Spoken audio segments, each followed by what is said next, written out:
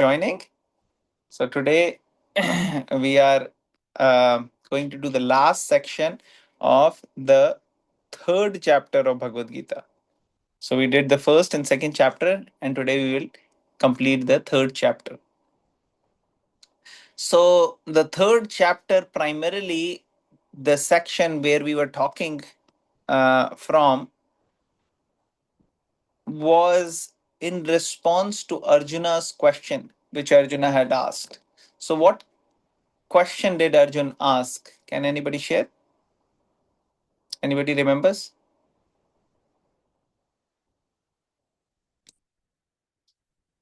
It's here on the screen. Can anyone read? O descendant of Vishnu, by what is one impelled to sinful acts, even unwillingly, as if engaged by force? Yes. So, one can actually do sinful activities or sometimes even undesirable activities, those things which one did not feel are favorable or appropriate or to be done, still one may land up doing those things. So that is what Arjuna is asking. What is the force which is causing it to happen? And what was Arjuna Krishna's response? Can anybody tell? What is that force which is making humans act in this way? Passion for material mode rather than a spiritual. Yeah. So it is karma, desires, material desires, covering of material desires, also called as lust, because it is making one find happiness and enjoyment separate from Krishna. So these desires are causing it. And then we were discussing how these desires are of different degrees, right? Mode of passion cause these desire, the lust or these material desires are coming from mode of passion, and when they are not fulfilled, they actually become intense form of anger, which is wrath, and that is the mode of ignorance. And it can be of different degrees. What were the three examples given of different degrees of lust? The mirror coated with dust. Okay, that is the second example. The smoke covering the fire. That is the first one. And what is the last one?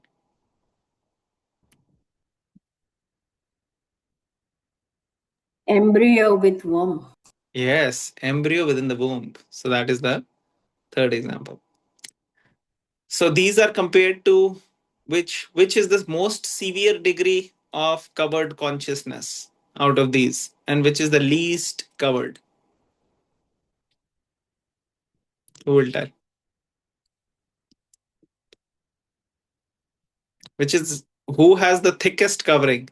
Does the smoke over the fire is the thicker, or the mirror over the dust over the mirror is thicker, or is it the covering of the womb over the embryo is thicker? Womb. Yes, the womb. Correct. And what is it compared with? What are the comparisons? Each of these are compared to different living forms, right? So the womb, embryo in the womb is compared with plant life. And the uh, dust on the mirror is compared to animal life. And human life is compared to smoke covering the fire. Because the smoke covering the fire is thinnest, therefore, in the human form of life, the consciousness or the covering of lust is not as intense and it can be overcome. A human being can decide whether I have to do this particular activity or not, or I want to refrain from it. So, this way, humans have ability to discriminate, discern, and control the impulsive behavior, which animals don't have. Animals and plants are more or less programmed in a way, if we were to speak in modern language. They're programmed, their body is programmed in a way that they act. If a dog is hungry, dog will eat. If human is hungry and he um, is regulating his senses, then he will regulate. If there is a occasion when he has to fast, he will fast. Or if for health purposes he's uh, aiming for something to achieve, he or she will conduct themselves accordingly. A human being can remain a brahmachari, a celibate, but animal, and for animals there is no such rules, regulations, and they won't follow it. So humans and animals are different in that sense because the covering of lust is not as intense in is in human form. And even within the human form, we have so many different types, levels of consciousness. Just like fire covering the smoke covering the fire can be so many examples. Sometimes the fire is so powerful you hardly see the smoke, and sometimes the fire is so less and you only see the smoke only. So depending upon the consciousness of the human being, how much we have had spiritual training, one can actually clear this covering of lust. And then Krishna has mentioned that there are certain strategic places or the sitting places of this lust. What were those places? Who will tell? Anybody here?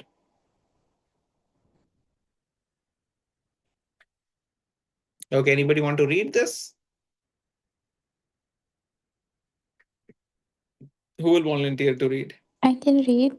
Yes. The senses, the mind, and the intelligence are the sitting places of this lust. Through them, lust covers the real knowledge of the living entity and bewilders them. Yes. So the sitting places are the senses, mind, and intelligence. So these are the three places. So what is Krishna telling Arjun in the last shloka which we did last time? Who will read this? Any volunteers? I can read this. Yes. Therefore, O Arjuna, best of the Bharatas, in the very beginning caught this great symbol of sin, which is lust, by regulating the senses and slay this destroyer of knowledge and self-realization. Hare Krishna. So the best strategy in the war, if two countries are having a war, or if two people are having a fight, the best strategy is to act first and act hard and act in a way that the other opponent cannot fight back. That is the best strategy. So let's say somebody is fighting, a boxer, is doing boxing. So the boxer or a wrestler, if they are genuinely boxing, their goal is that once I am, taking lead on the other person, then I have to double down, continue to hit, keep hitting, and just not let the other person um, get a chance to overpower me. Same thing, we are having a fight going on with this mind, uncontrolled mind, which is under the control of lust, uncontrolled intelligence, which is under the control of mind. And the senses are driving both the mind and the intelligence. So the senses want to be engaged in something, and the mind says, great idea. And this is whom we are fighting with. And if we are able to control the mind will be the best friend. And if we don't control it, it'll be the worst enemy. We can see the examples of so many people whose mind became uncontrolled, and then it led to their destruction. And actually, many people, the mind itself killed them in the form of suicide. So the lust is causing all this destruction. So before the lust destroys you, you destroy the lust. That is what Krishna is telling. How to do it? Curb this great symbol by regulating the senses. So if one regulates the senses and the minds, one is able to come out of it. This.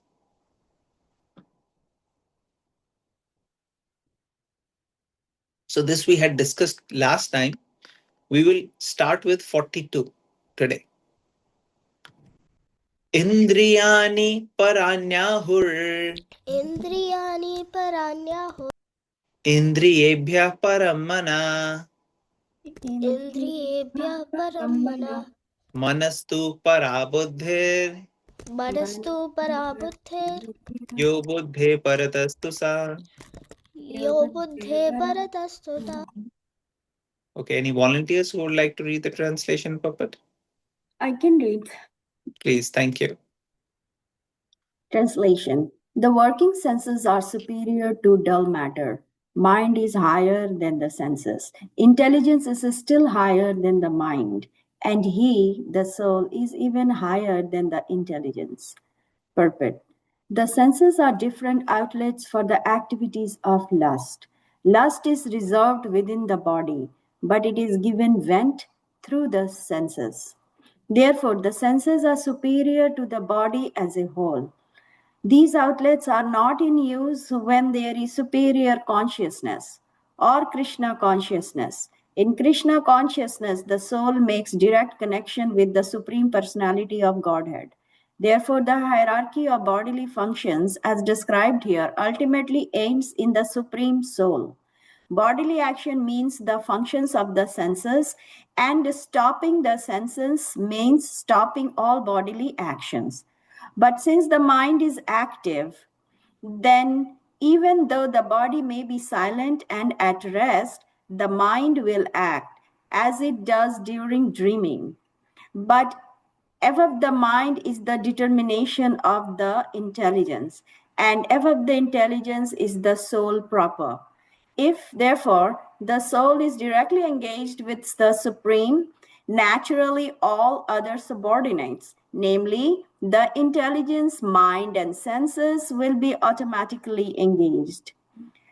In the Katha Upanishad, there is no chance that the senses will become engaged in other ways. This mental attitude has already been explained. Param dristva nivartate. If the mind is engaged in the transcendental service of the Lord, there is no chance of its being engaged in the lower propensities. In the Katha Upanishad, the soul has been described as Mahan, the great. Therefore, the soul is above all, namely the sense objects, the senses, the mind, and the intelligence. Therefore, directly understanding the constitutional position of the soul is the solution of the whole problem. With intelligence, one has to seek out the constitutional position of the soul and then engage the mind always in Krishna consciousness. That solves the whole problem. A neophyte spiritualist is generally advised to keep aloof from the objects of the senses. But aside from that, one has to strengthen the mind by use of intelligence. If by intelligence one engages one's mind in Krishna consciousness by complete surrender onto the Supreme Personality of Godhead, then automatically the mind becomes stronger. And even though the senses are very strong, like serpents, they will be no more effective than serpents with broken fangs. But even though the soul is the master of intelligence and mind, the senses also, still, unless it is strengthened by association with Krishna in Krishna consciousness, there is every chance of falling down due to the agitated mind. Hare Krishna.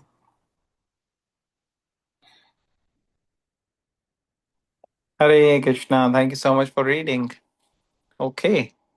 So here Krishna is talking to Arjun about the hierarchy. So working senses are superior to dull matter. So matter we see is um, not able to move or do anything, right?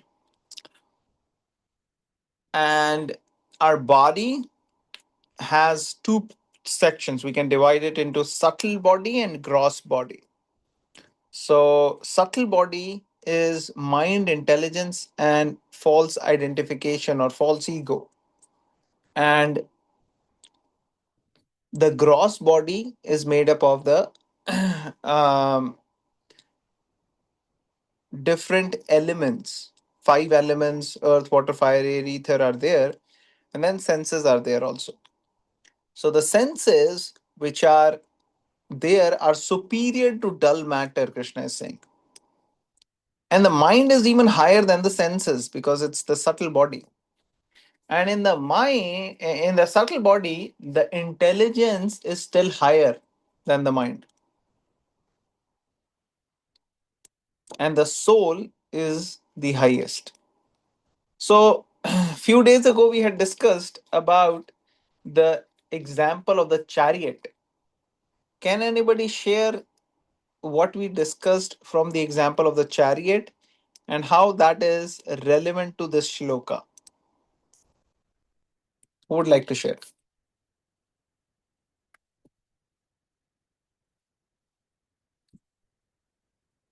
Anyone? The chariot has different parts, Yes. including the one who drives the chariot, as well as the passenger, as well as the strings and the horses who are pulling the chariot, and that are compared with different senses as well with the humans. Um, that's what it is overall. Yes, yes. Yes, yes, you're absolutely correct. Mhm. So let's see each and every section of the chariot, how they are related to the shloka. So, who would like to tell what are the senses when it comes to the chariot? Anybody? The horses. Yes. So, horses will be the senses, will be the in the comparison if we compare in the analogy. And what is the mind? Where is the mind in the chariot example?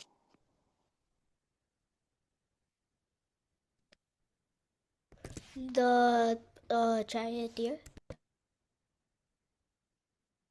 Okay, anybody else? The reins. Yes, the reins by which the charioteer is controlling the horses.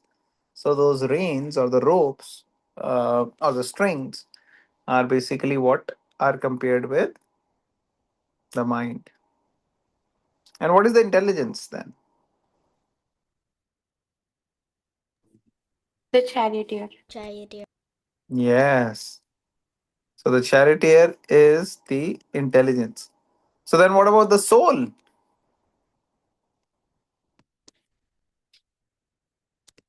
The The person passenger. himself. Passenger? Yes, the passenger who's sitting behind, who is actually ordering. You go here, you do that.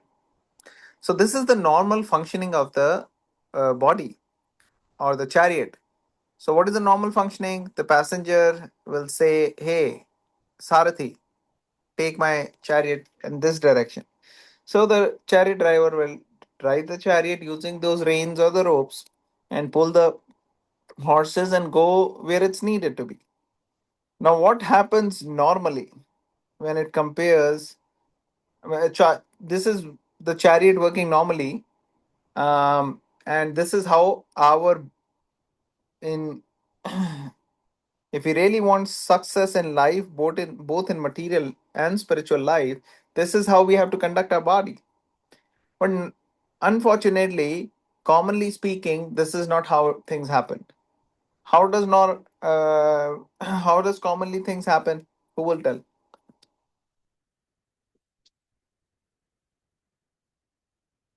People go by The mind. the mind turns into the charioteer and the intelligence turns into the rein. So why is the mind, who is controlling the mind? The intelligence. No, intelligence should control, but invariably the mind starts getting controlled by something else when it's uncontrolled. By senses. Yes, by the senses. So the example commonly is uncontrolled mind, uncontrolled senses causes the intelligence to get influenced by the mind and senses, and lusty intelligence actually take the chariot in the direction where the soul or the passenger doesn't want. So this is what is happening to our body. So if a chariot,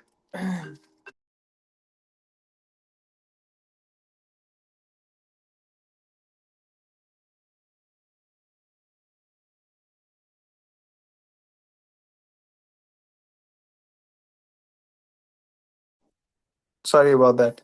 So if the chariot is not working smoothly and the horses start to go and pull the reins, and the chariot driver is not able to control the reins and gets pulled with them, then the passenger will land up in a totally different position and may even fall from the chariot and may even cause damage. So, this is how our body is going to take us totally in a different direction if we don't control it. And how to do it? Krishna had told in the previous shloka. What was it? Krishna told here, in the very beginning, curb this great symbol of lust by regulating the senses and slay this destroyer of knowledge and self-realization. So senses may want to go to different place, mind also may get influenced by them, and intelligence may also get influenced. But the soul, if soul is able to make a determination that this is not what is needed, so using the intelligence and using the mind, the soul will control the senses, and this control of the senses is needed. Without controlling the senses, one may say, oh, no, no, no, what is the need of controlling? My mind and intelligence are good. No, they get influenced. They get influenced by the senses. So you have to control the senses. So Prabhupada in the purport is saying senses are different outlets for the activities of the lust. So lust is there in the mind and in the senses and then the intelligence. How does it come out? It come out through the senses. The senses get in touch with sense object, and that's how the lust manifests itself. So, if one knows that senses should not be superior to the mind, it's the mind which is superior. Senses can be superior to the dull matter, but not to the mind. Then one is able to control the senses. And this is needed very much. If one doesn't do that, then even materially one doesn't get success. So there is a famous example which we have discussed in the past, and many of you may be familiar with it. Is they used for kids what is called as the marshmallow test. Anybody here knows the marshmallow test? What did they do with different kids? How did they test them? They gave everybody marshmallows, and then they told everybody that if you wait 20 minutes you get another marshmallow, but if you eat it now you don't get another one. Okay, yes, very nice. So what happens with that? So everybody must have eaten right away, If right? your senses are controlled, then you get rewarded. Okay, okay. Yes, so they they tested them by asking them either you eat now and that's good, but if you wait for 20-30 minutes, then you'll get another marshmallow if you wait. So those kids who were able to wait, they they identified that there is patience, there is some control of senses there. Although there is sense gratification here also, but delayed sense gratification. So this delayed sense gratification actually helped these kids for controlling the senses and the mind. And later on, they became very successful actually. And they were much more successful than those kids who actually did not have any control and who wanted to enjoy right away. So this is how um, we can see even material field. This is very helpful to control the mind, to control the senses, to control the intelligence. And spirituality is extremely helpful in doing this. When we engage our senses in the service of the Lord, then automatically the senses get something to stay engaged, occupied, and busy. There is a saying, empty mind. What is the next line to it? Empty mind is whose workshop? Nobody heard it? Devils. Yeah, empty mind is devil's workshop. So, if it is not properly engaged in right manner, then it can make you miserable, or make others miserable, or make everyone miserable. So, therefore, senses and mind and intelligence have proper engagement, we can use them. So, therefore, there are so many services which are there in the International Society for Krishna Consciousness. In ISKCON, there is availability for everyone and anyone. uh, those who like to sing, they can sing. Those who like to dance, they can dance for Krishna. Those who like to cook, they can cook. Those who like to eat, they can eat. Those who like to do cleanup, they can do cleanup. Those who like philosophy can, have learning and explanation and discussion on philosophy. Those who like to read, there is a lot of material, different types of material, whether stories, whether philosophy, different topics they can read. So basically, everyone has something or the other for them. If someone wants to do charity, there is option for charity, do donations to the temple. If somebody wants to, feed poor people, then they can engage and help out with so many programs. There are midday meal programs. There are all the temples, different temples in the country. They have some or the other arrangements for feeding prasadam to so many people. So, like, there are so many programs going on. There are programs going on in schools. There are programs going on in prison houses for reforming the prisoners, because the current prison system doesn't really reform people. It just try to punish them, and they try to escape the punishment, but their habit stays the same. But many people have got benefited by this spiritual science, and their life have changed.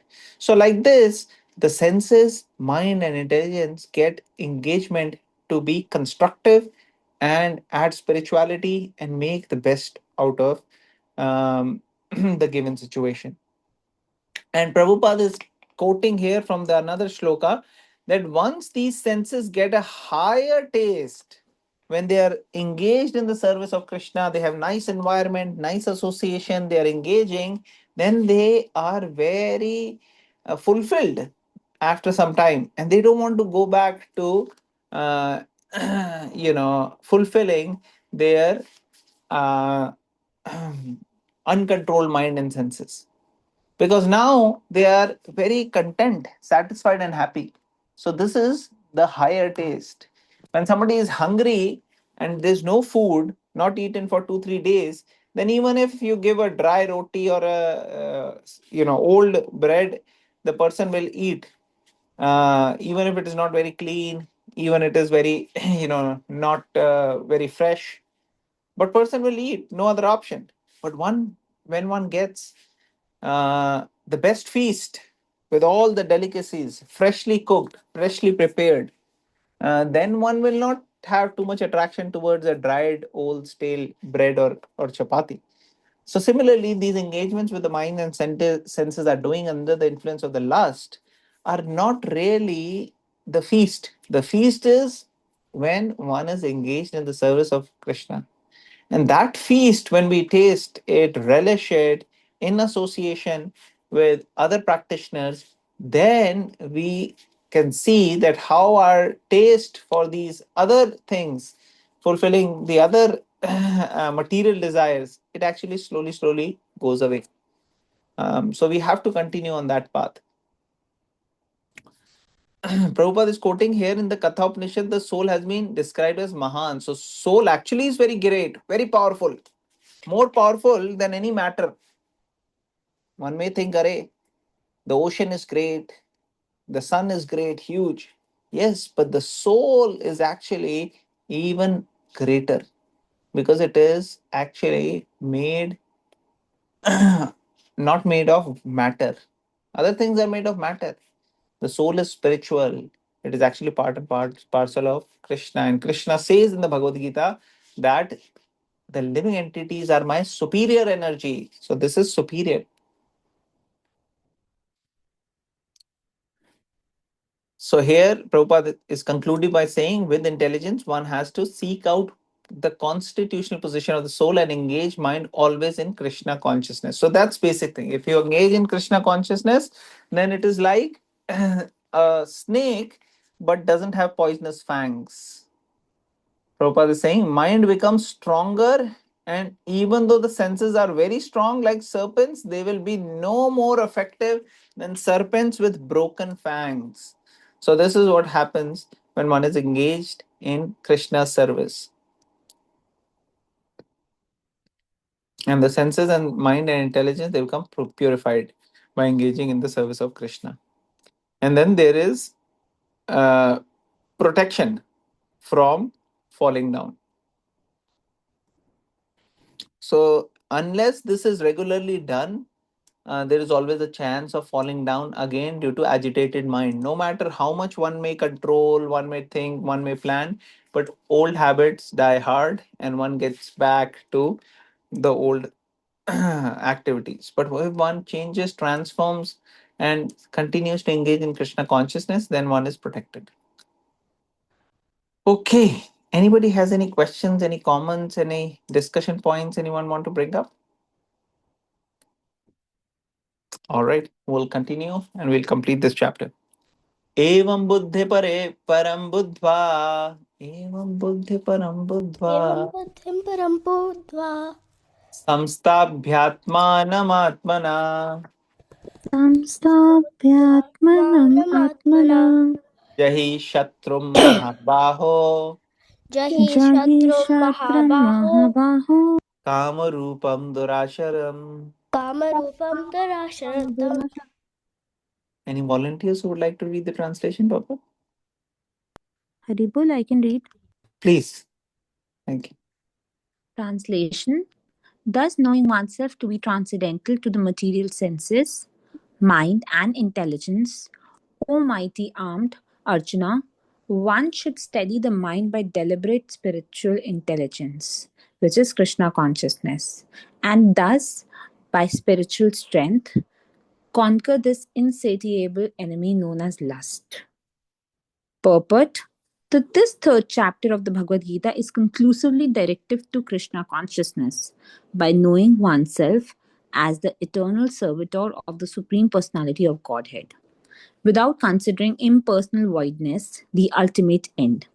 In the material existence of life, one is certainly influenced by propensities for lust and desire for dominating the resources of material nature. Desire for overloading and for sense gratification is the greatest enemy of the conditioned soul. But by the strength of Krishna consciousness, one can control the material senses, the mind, and the intelligence. One may not give up work and prescribed duties all of a sudden, but by gradually developing Krishna consciousness. One can be situated in a transcendental position without being influenced by the material senses and the mind by steady intelligence directed towards one's pure identity. This is the sum total of this chapter. In the immature stage of material existence, philosophical speculations and artificial attempts to control the senses by the so called practice of yogic postures lectures can never help a man towards spiritual life. He must be trained in Krishna consciousness by higher intelligence. Thus, end of the Bhagavad Gita purport to the third chapter of the Srimad Bhagavad Gita in the matter of Karma Yoga, or the discharge of one's prescribed duty in Krishna consciousness. Hare Krishna. Okay, so this was the Karma Yoga chapter. So Krishna is concluding by this shloka. Thus, knowing oneself to be transcendental to the material senses, mind, and intelligence, O mighty armed Arjun, you should try the mind. One should steady the mind by deliberate spiritual intelligence, and thus, by spiritual strength, conquer this insatiable enemy known as lust. So, the lust is insatiable. Satiable means one who has fulfilled the satiety. Satiable means whose satiety is already, who's satiated, means hunger is done, stopped. Insatiable means whose hunger can never be stopped. So, like we were talking about the example of a fire, that, oh, okay, fire is um, going on. We have to stop the fire. So, instead of putting water, if one puts ghee in it, or kerosene or petrol, that, okay, I'll burn the fire. Is it going to get burned? No, it is actually flare up more. When the uh, when they treat when they train the tiger or the lion, do you know how they train the tiger and the lion before they take them to the circus or somewhere else? Anybody knows? So first thing what they do is, after they capture the tiger or the lion, the first thing they do is they starve the lion and the tiger. They don't keep providing food, but they starve. Now when they starve, the hungry lion or tiger is very shouting, howling, very angry, very upset, hunger pangs getting. And when he's shouting, roaring, the lion, what does the trainer do? Does the trainer go and give the food at that time? No. The trainer continues to wait, continues to let the tiger roar or the lion roar, and slowly, all the energy goes away. And now, as the energy is gone, the tiger and lion is totally helpless. And that's when the trainer starts to actually feed the lion and the tiger by proper means of training. They train how to act, do the things which are right. Then only they get the food. And like this, they train. So, similarly, the mind is very rebellious. The lusty mind will want to get satisfied, and the moment you start to starve the mind will, roar like the lion and not let us be peaceful. And then one may think, okay, let me just satisfy this mind by giving what the mind is saying right now, and that'll be good. The mind will be peaceful. But no, that is totally what mind is wanting you to do. And when you do that, you are entrapped. You are entrapped, and the mind will never let you control. On the other hand, when you say no to the mind and continue to starve the mind and engage the senses and the mind in Krishna consciousness, then automatically the mind and senses are actually ready for training. Then the mind and senses will actually, but initially it will roar, and one has to not give in and continue to follow the protocol. And this is a beautiful process which is given to us by our acharyas, by Srila Prabhupada, of practicing Krishna consciousness. And if one is doing that, then one is very safe. So here Prabhupada in purport is explaining this chapter, third chapter, basically is Karma Yoga, how to act for spiritual advancement, how to do your karma, how to do your duties, but give the results to God, to Krishna. That is the real process of yoga. It does not really talk about merging in God. There is nothing. It talks about how one can do the duty and engage in the service, remembering Krishna, engage in the service of Krishna. So this is the importance of this particular chapter, and it ends by talking to Arjun how one has to control the material mind. Sorry, how to control the mind, the senses, the intelligence, and not to get given to these material desires, the lust, which is actually covering one's constitutional position. And one has to understand that the soul is transcendental, which means is the superior nature of Krishna is superior to the mind and senses and intelligence. The soul is actually the one who is in charge and can uh, control the mind and the senses. And to the extent the mind is controlled, to that extent mind can be used in the service of Krishna and will be our best friend. Otherwise it can be dangerous and a deadly enemy. So this is what I can share from this shloka. Any questions, comments, or any points anybody want to bring up for discussion from this third chapter of Bhagavad Gita? Just a quick point. So it is said here that the soul is the greatest element of the body, but isn't it soul is also needs to be purified through better mind? Yeah, so the soul is always pure. It is the mind which needs to be purified. So, how to purify the mind is the process of Krishna consciousness. The problem is the mind, after coming in association with material nature, material senses, gets contaminated.